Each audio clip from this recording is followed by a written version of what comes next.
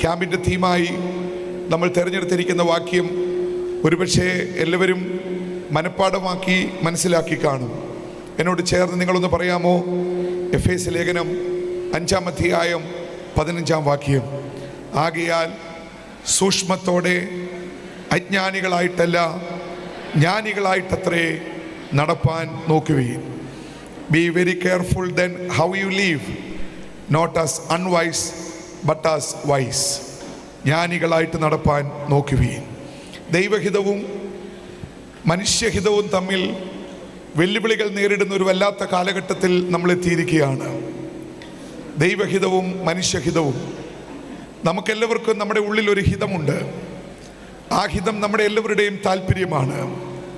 എന്നാൽ അതിലപ്പുറം ഒരു ഹിതമുണ്ട്. അത് നമ്മളെക്കുറിച്ചുള്ള ദൈവത്തിൻ്റെ ഹിതമാണ്.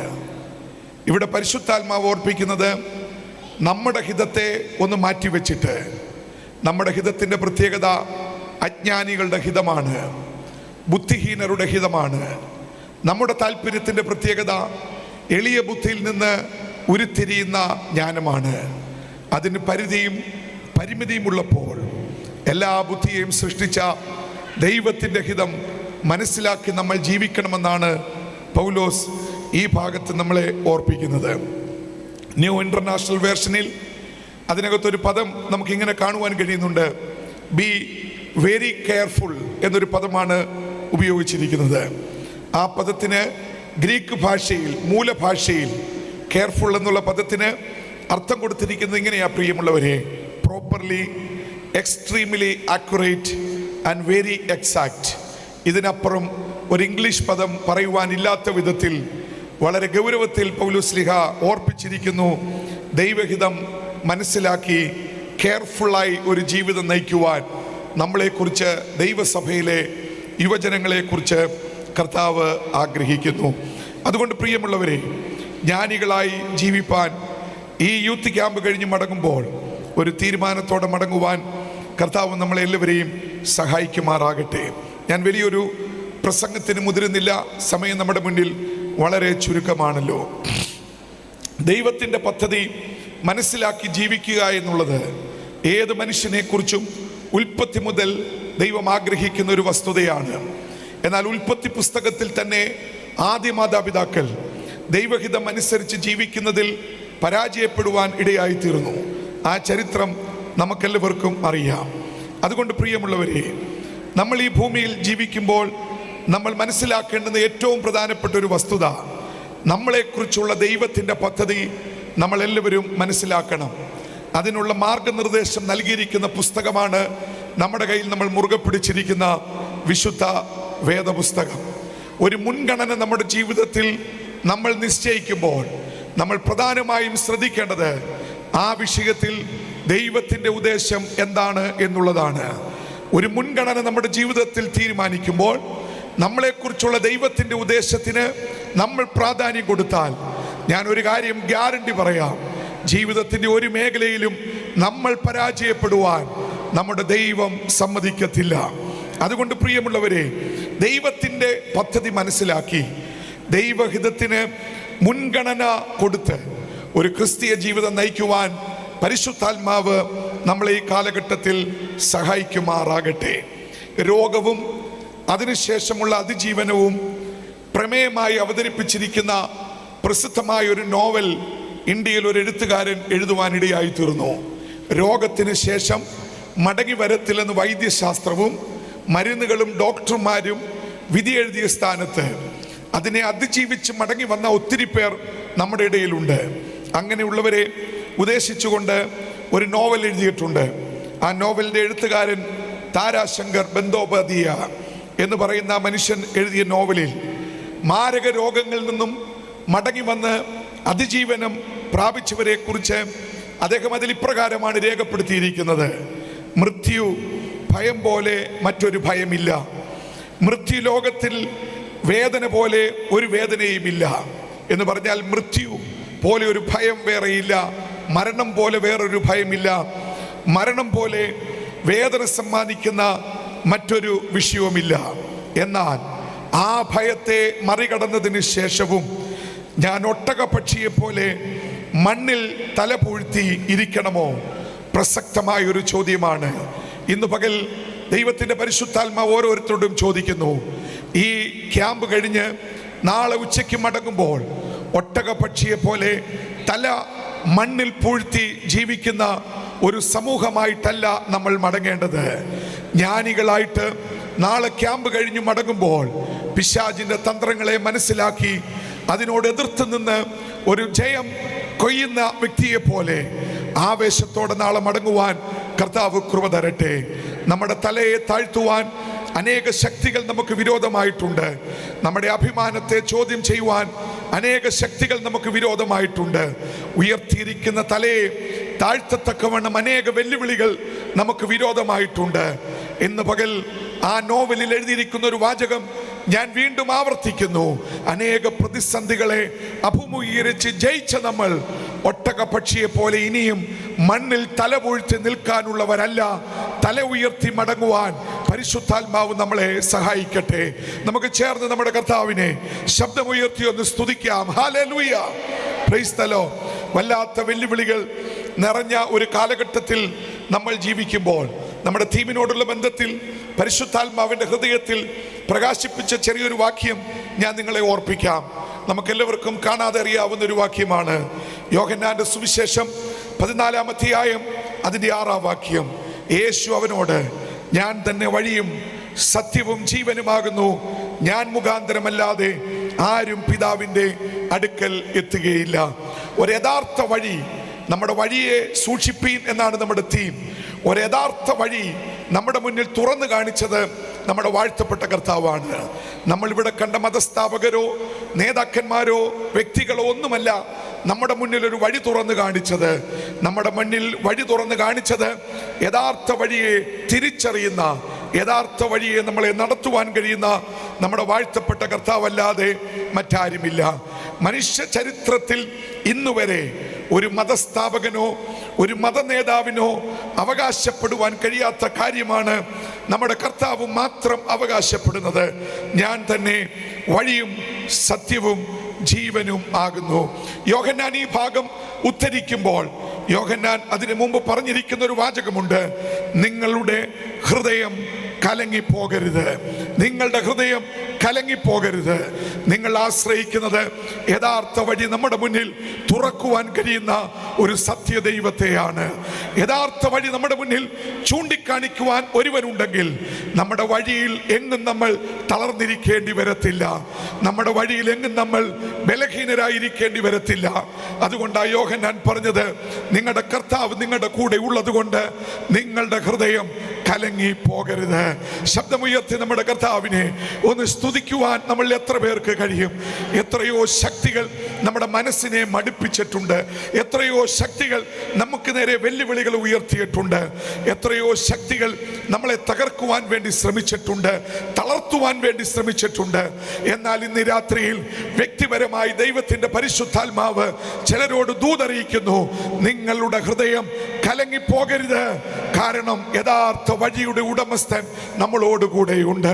വിശ്വാസ ജീവിതം വെല്ലുവിളികൾ നിറഞ്ഞ ജീവിതമാ പ്രിയമുള്ളവരെ. അത് തരണം ചെയ്യുവാൻ നമ്മുടെ കർത്താവ് നമ്മുടെ കൂടെയുണ്ട്. ലോക്ക്ഡൗൺ സമയത്ത് നമ്മളെല്ലാവരും വായിച്ച അറിഞ്ഞ ഒരു ദാരുണ സംഭവം നടക്കുവാൻ ഇടയായി തീർന്നു. ലോക്ക്ഡൗൺ സമയത്ത് മഹാരാഷ്ട്രയിലെ ഒരു ജില്ലയിൽ നിന്ന്, ജാൽന എന്ന് പറയുന്ന ഒരു ജില്ലയിൽ നിന്ന്, ഒരു സ്ഥലത്തു നിന്ന്, മഹാരാഷ്ട്ര സ്റ്റേറ്റിൽ ജാൽന എന്ന് പറയുന്ന ഒരു സ്ഥലത്തു നിന്ന് മധ്യപ്രദേശത്തിലുള്ള തങ്ങളുടെ ഗ്രാമത്തിലേക്ക് റെയിൽവേ ട്രാക്കിലേക്ക് 16 പേരടങ്ങുന്ന വലിയൊരു കുടുംബം നടക്കുകയാണ്. കാരണം വാഹനങ്ങളില്ല, ട്രെയിനില്ല, പോകാൻ സൗകര്യമില്ല. ഇവർ നടക്കുക. കാരണം ഇവർക്കറിയാം ഈ റെയിൽവേ ട്രാക്ക് മധ്യപ്രദേശത്ത് തങ്ങളുടെ ഗ്രാമത്തിലെത്തും. അത് ഉദ്ദേശിച്ചാണ് അവർ നടക്കുന്നത്. റോഡിൽ കൂടി നടക്കുന്നതിനേക്കാൾ എളുപ്പമായിട്ട് അവർക്ക് തോന്നി.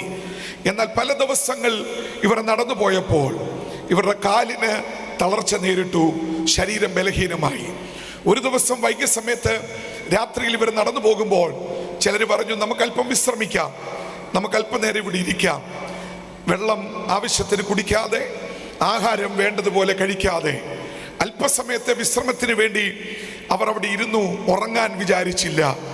അവർ ആ 16 പേരും ആ ട്രാക്കിൽ ഇരുന്നു വിശ്രമിക്കുവാൻ വേണ്ടി. പക്ഷേ ശരീരത്തിൻ്റെ ക്ഷീണം അവരെ തളർത്തിക്കളഞ്ഞിരുന്നു. അവരെല്ലാവരും ഉറങ്ങിപ്പോയി. അല്പസമയത്തിന് ശേഷം ചീറിപ്പാഞ്ഞു വന്ന ഒരു ഗുഡ്സ് ട്രെയിൻ ഇവരുടെ ശരീരത്തിൽ കൂടി കയറിയിറങ്ങി. 16 പേരും ആ റെയിൽവേ ട്രാക്കിൽ പട്ടുപോയി. പ്രിയമുള്ളവരെ, ജീവിതയാത്രയിൽ നടന്ന് സ്വന്തം വീട്ടിലെത്താം എന്നുള്ള ആഗ്രഹത്തിൽ ലോക്ക്ഡൗണിൽ ആവേശത്തോടെ ഇറങ്ങിയ ഒരു വിശാല ഭവനത്തിലെ 16 പേരുടെ ജീവിതം അസ്തമിച്ചു പോകുവാൻ 2-3 സെക്കൻഡ് മതിയായിരുന്നു. ഇതുപോലെ ജീവിതം തകർന്നു പോയ വലിയ ഒരു സമൂഹം നമ്മുടെ ചുറ്റുമുണ്ട്. ഒരു വലിയ ചോദ്യചിഹ്നം ഉയർത്തുന്ന വലിയൊരു സമൂഹം നമ്മുടെ ചുറ്റുമുണ്ട്.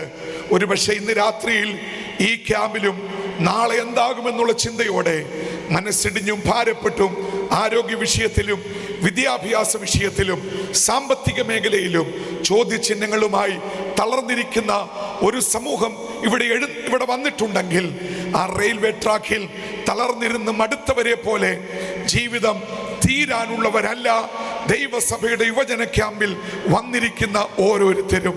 ദൈവത്തിന്റെ പരിശുദ്ധാത്മാവ് ഇന്നു പകൽ ഈ വൈകിയ സമയം നമ്മളോട് ദൂതറിയിക്കുന്നു. നമ്മുടെ വഴികളെ അറിയാവുന്ന ഒരുവൻ, തളർച്ചയിൽ കരം പിടിച്ചുയർത്തുവാൻ കഴിവുള്ള ഒരുവൻ, താഴ്ചയിൽ ബലം പകർന്ന് എഴുന്നേൽപ്പിക്കുവാൻ കഴിവുള്ള ഒരുവൻ, അന്നും ഇന്നും എന്നും ബലഹീനർക്ക് വേണ്ടി അത്ഭുതം ചെയ്യുവാൻ കഴിവുള്ള ഒരുവൻ, മനസ്സിടിഞ്ഞിരിക്കുന്ന ചിലരെ ശക്തിപ്പെടുത്തുവാൻ കഴിവുള്ള ഒരുവൻ ഇവിടെ എഴുന്നള്ളി വന്നിട്ടുണ്ട്. അവന്റെ പേരറിയാവുന്നവർ ചേർന്ന് ശബ്ദമുയർത്തി ഒന്ന് പറഞ്ഞാട്ടെ, യേശു ക്രിസ്തു. Praise the Lord. യേശു ക്രിസ്തു, യേശു ക്രിസ്തു. ഒത്തിരി പ്രതിസന്ധികളും പ്രതികൂലങ്ങളും തകർന്ന ഈ മരുഭൂമി യാത്രയിൽ യേശുക്രിസ്തുവിൻ്റെ ചില വാക്കുകൾ ഞാനൊന്ന് തൊടുകുറി പോലെ നിങ്ങളെ എല്ലാവരെയും ഒന്ന് ഓർപ്പിക്കട്ടെ. യേശുക്രിസ്തു നമ്മളോട് പറഞ്ഞ 1-2 വാക്യങ്ങൾ. എൻ്റെ പിതാവിൻ്റെ സ്ഥലത്ത്, എൻ്റെ പിതാവിൻ്റെ അടുക്കൽ അനേക വാസസ്ഥലങ്ങളുണ്ട് എന്ന് യേശു പറയുന്ന ചില കാര്യങ്ങൾ ഞാനൊന്ന് ഓർപ്പിക്കാം. അതിനകത്ത് ഗൗരവമുള്ളൊരു വിഷയം, യേശുക്രിസ്തുവിൻ്റെ ക്രൂശ് മരണം, അതിൻ്റെ വേദന, അതിൻ്റെ ദുഃഖം, ജീവൻ ക്രൂശിൽ അർപ്പിക്കുന്ന സമയം, ഇതൊക്കെ യേശു വിവരിക്കുവാൻ എത്ര പ്രാവശ്യം ശ്രമിച്ചിട്ടും അവൻ്റെ ശിഷ്യന്മാർക്ക് അത് മനസ്സിലായില്ല. ക്രൂശ് മരണത്തിൻ്റെ ഗൗരവം അവർ അതിന് അനുവദിച്ചില്ല. വേണ്ട യേശുവേ, നീ പോകണ്ട യേശുവേ, നീ മരിക്കണ്ട യേശുവേ എന്നുള്ള ആശയമായിരുന്നു, ചിന്തയായിരുന്നു ശിഷ്യന്മാർക്ക് എല്ലാവർക്കും ഉണ്ടായിരുന്നത്.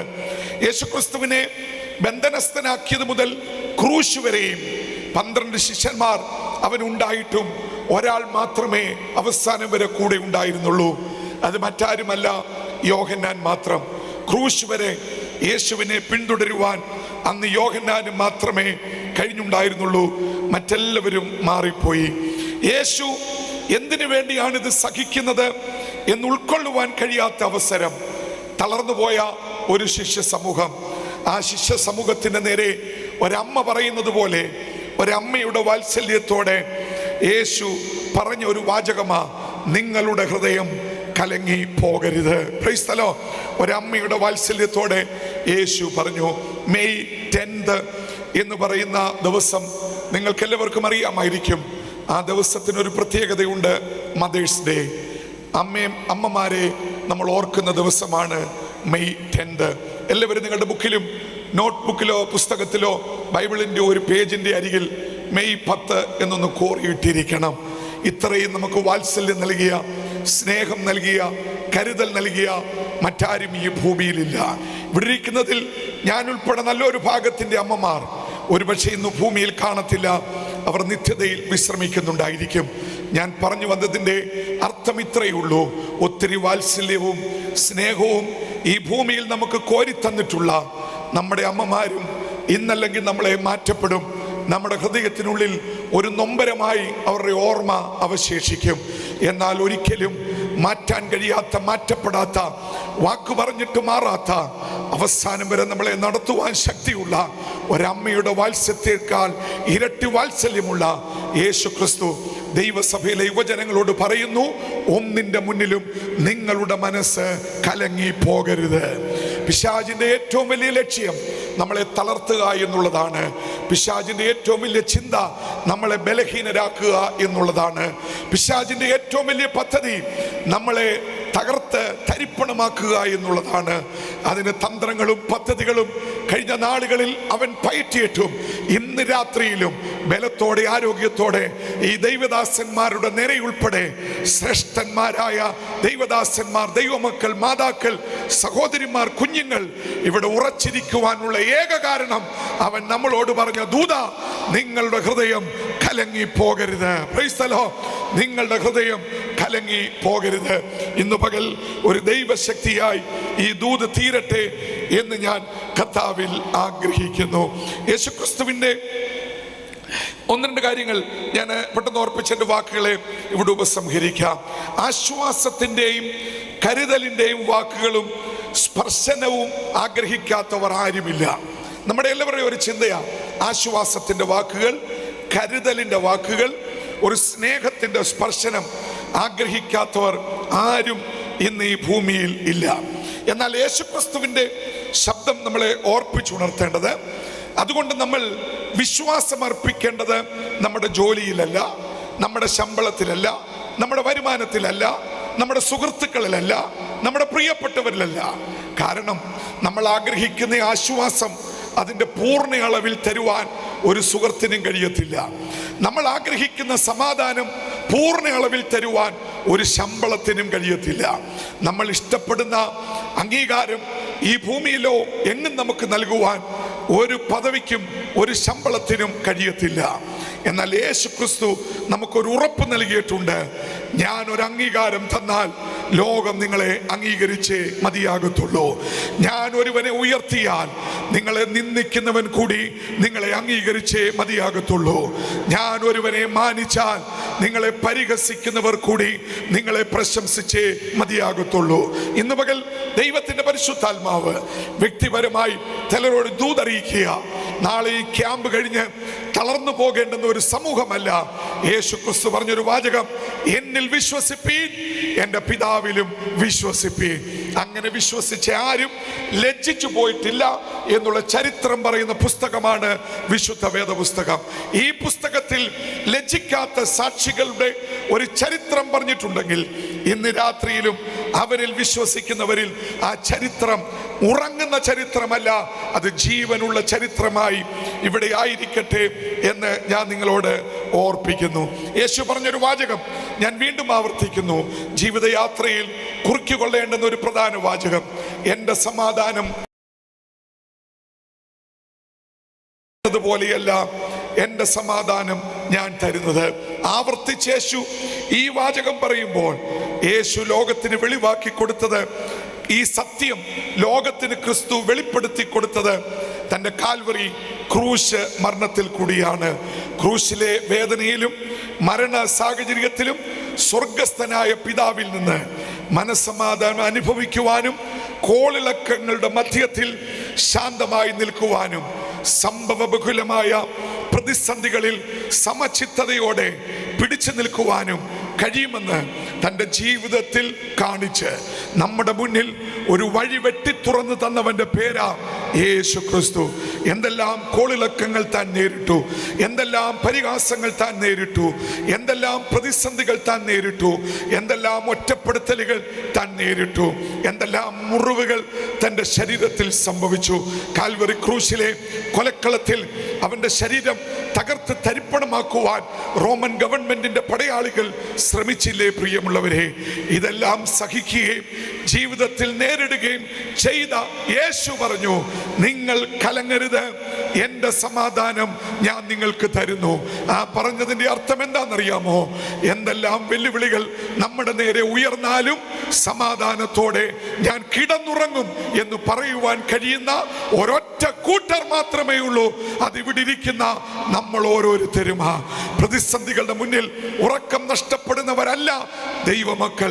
വെല്ലുവിളികളുടെ മുന്നിൽ ഉറക്കം നഷ്ടപ്പെടുന്നവരല്ല ദൈവമക്കൾ. എതിർപ്പുകളുടെ മുന്നിൽ ജീവിതം മടുക്കുന്നവരല്ല ദൈവമക്കൾ. വെല്ലുവിളികളുടെ മുന്നിൽ ജീവിതം മടുക്കുന്നവരല്ല ഇവിടെ ഇരിക്കുന്ന ഓരോരുത്തരും. കാരണം ക്രൂശിനെ, മരണത്തെ ജയിച്ച യേശു നമുക്കൊരു ഉറപ്പ് നൽകിയിട്ടുണ്ട്. എൻ്റെ സമാധാനം ഞാൻ നിങ്ങൾക്ക് നൽകുന്നു. ആ സമാധാനം അനുഭവിക്കുന്നവർ ചേർന്ന് കർത്താവിനെ ഒന്ന് സ്തുതിച്ചാട്ടെ. കഴിഞ്ഞ നാളുകളിൽ നമ്മളെ പിടിച്ചു നിർത്തിയത് ഈ സമാധാനം മാത്രമാണ്. എത്രയോ കോളിളക്കങ്ങളെ നമ്മൾ അനുഭവിച്ചവരാ, എത്രയോ വെല്ലുവിളികളെ നമ്മൾ അഭിമുഖീകരിച്ചവരാ, എത്രയോ പ്രതിസന്ധികളെ നമ്മൾ അഭിമുഖീകരിച്ചവരാ.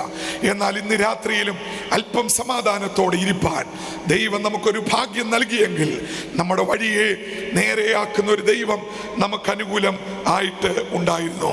മഹാനായ എബ്രഹാം ലിങ്കന്റെ പ്രസിദ്ധമായ ഒരു വാചകം ഞാൻ ഇങ്ങനെ വായിക്കുവാൻ ഇടയായിത്തീർന്നു. എബ്രഹാം ലിങ്കന്റെ പ്രസിദ്ധമായ ആ വാചകം ഇങ്ങനെയായിരുന്നു: അടിമകൾ ജനിക്കുന്നതല്ല, അടിമകൾ സൃഷ്ടിക്കപ്പെടുന്നതാണ്. അടിമകൾ ജനിക്കുന്നതല്ല, അടിമകൾ സൃഷ്ടിക്കപ്പെടുന്നതാണ്. അതുകൊണ്ട് അദ്ദേഹം ഒരു തീരുമാനമെടുത്തു, ജീവിതം മുഴുവൻ അടിമകളുടെ സ്വാതന്ത്ര്യത്തിനായി ചെലവഴിക്കാം. അമേരിക്കയുടെ പ്രസിഡന്റ് ആയിരുന്നു. അദ്ദേഹത്തിന്റെ ജീവിതത്തിന്റെ ഏറ്റവും വലിയ ആഗ്രഹം അടിമകളുടെ വിമോചനമായിരുന്നു. അദ്ദേഹത്തെ ചിന്തിപ്പിച്ചത് ഇങ്ങനെയായിരുന്നു: ഒരാളും അടിമയായിട്ട് ജനിക്കുന്നില്ല, അടിമകൾ പിന്നെ സൃഷ്ടിക്കപ്പെടുകയാ. ഇന്ന് പകൽ ഇവിടെ ഇരിക്കുന്ന വാത്സല്യ കുഞ്ഞുങ്ങളെ, നമ്മൾ ആരും പിശാചിന്റെ ആയുധങ്ങളാകുവാൻ വേണ്ടി ജനിച്ചവരല്ല, പിശാചിന് ഉപയോഗിക്കുവാൻ വേണ്ടി ജനിച്ചവരല്ല, പിശാചിന്റെ പദ്ധതിക്ക് വേണ്ടി ജനിച്ചവരല്ല. കാലത്തിന്റെ കുത്തൊഴുക്കിൽ നമ്മളെ വകഞ്ഞെടുക്കുവാൻ, നമ്മളെ തട്ടിയെടുക്കുവാൻ, നമ്മുടെ ആത്മീയതയെ തകർത്ത് കളയുവാൻ, നമ്മുടെ വിശ്വാസ ജീവിതത്തെ ഇല്ലാതെയാക്കുവാൻ, പിന്മാറ്റത്തിന്റെ അനുഭവത്തിലേക്ക് നമ്മളെ തള്ളിക്കളയുവാൻ അനേക അന്ധകാര ശക്തികൾ നമുക്ക് നേരെ പടപൊരുതി നമ്മളെ തളർത്തുവാൻ ശ്രമിക്കുമ്പോൾ, ഇന്ന് രാത്രിയിൽ ദൈവത്തിന്റെ പരിശുദ്ധാത്മാവ് നമ്മളോട് ദൂതറിയിക്കുന്നു: നമുക്ക് പിശാചിന്റെ അടിമയായി തീരുവാൻ നമ്മളെ ആരെയും കർത്താവ് സൃഷ്ടിച്ചിട്ടില്ല. പിശാചിന് ആയുധമായി തീരുവാൻ നമ്മളെ ആരെയും കർത്താവ് സൃഷ്ടിച്ചിട്ടില്ല. പിശാചിന് പ്രശംസിക്കുവാൻ വേണ്ടി നമ്മളെ ആരെയും ദൈവം സൃഷ്ടിച്ചിട്ടില്ല. പിശാചിന്റെ കയ്യിലെ ആയുധങ്ങളായി ദൈവം നമ്മളെ ആരെയും സൃഷ്ടിച്ചിട്ടില്ല. എന്നാൽ കാലത്തിന്റെ കുത്തൊഴുക്കിൽ ഏതെങ്കിലും മണ്ഡലത്തിൽ ആത്മീയതയ്ക്ക് ക്ഷീണം സംഭവിച്ച് പൈശാചിക മണ്ഡലങ്ങൾ നമ്മളെ നോക്കി വാദിക്കുന്ന ഒരു രാത്രിയാണെങ്കിൽ, ഈ ക്യാമ്പിൽ പരിശുദ്ധാത്മാവ് ദൂതറിയിക്കുന്നു: നിന്റെ കാലടികളെ ദൈവകരങ്ങളിൽ സമർപ്പിച്ചു കൊള്ളുക. പാതയെ നേരെയാക്കുന്നവൻ ഇന്ന് രാത്രിയിൽ ഇവിടെ വന്നിട്ടുണ്ട്. എല്ലാവരും അല്പസമയം കർത്താവിനൊന്ന് സ്തോത്രം ചെയ്താട്ടെ. ഞാൻ എൻ്റെ വാക്കുകളെ ഇവിടെ ഉപസംഹരിക്കുന്നു. വാക്കുകൾ ഉപസംഹരിക്കുമ്പോൾ ഒരു സംഭവകഥയും കൂടി പറഞ്ഞ് ഞാൻ എൻ്റെ വാക്കുകളെ ഇവിടെ ഉപസംഹരിക്കാം. പിശാചിന്റെ ആയുധങ്ങളാകാൻ ദൈവം ആരെയും സൃഷ്ടിച്ചിട്ടില്ല, പിന്നെ അതായി തീരുകയാണ്. നമ്മളത് മറന്നു പോകരുത്. അതുകൊണ്ട് മനഃപൂർവ്വമായി ഇന്ന് പകലൊന്ന്, ഇന്ന് വൈകിയ സമയം ഒന്ന് ജയമെടുക്കുവാൻ കർത്താവ് നമ്മളെ സഹായിക്കട്ടെ. ഇംഗ്ലണ്ടിലെ ഒരു മഞ്ഞു പെയ്യുന്ന രാത്രിയിൽ ഒരു ട്രെയിൻ റെയിൽവേ ട്രാക്കിൽ കൂടി പോകുകയാണ്. അതിനകത്തൊരു സ്ത്രീയും ഒരു കുഞ്ഞും പ്രവേശിച്ചു. ഒരു സ്ത്രീയും ഒരു കുഞ്ഞും. ഈ സ്ത്രീക്ക് പോകേണ്ടുന്ന സ്റ്റേഷന്റെ പേരറിയാം, പക്ഷെ സ്ഥലം ഏതെന്നറിയത്തില്ല. ഒരു സ്റ്റേഷന്റെ പേരെഴുതിയ ഒരു കുറിപ്പ് അവളുടെ കയ്യിലുണ്ട്. ആകപ്പാടെ അങ്കലാപ്പാണ്. കാരണം തൻ്റെ കയ്യിൽ തൻ്റെ കുഞ്ഞുമുണ്ട്, കുറച്ച് സാധനങ്ങളുമുണ്ട്.